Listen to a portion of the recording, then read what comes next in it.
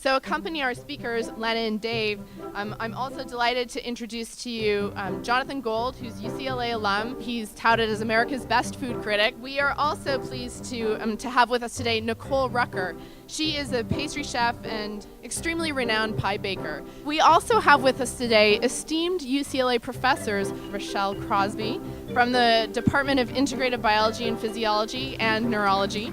Then we have Paul Barber. He's in the Department of Ecology and Evolutionary Biology.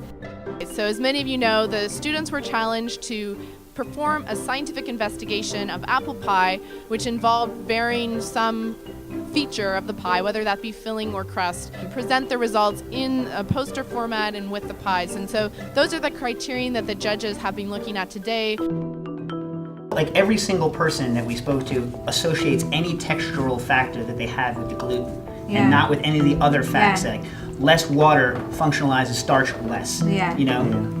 I think with each of the projects we saw today, there were a considerable amount of different variables not considered.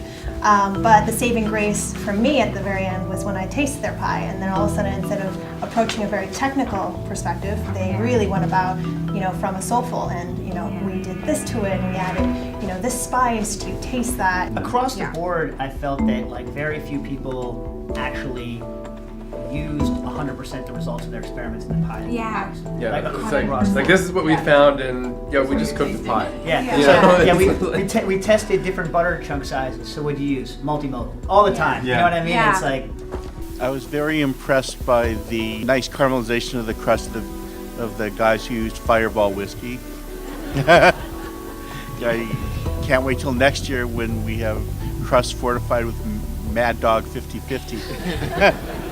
Jonathan and I both know from judging pie contests at this point that you can see a good pie literally from across the room. And I saw Team Jerry's pie when I walked in and kind of rounded the corner, and I said to myself, that pie is good.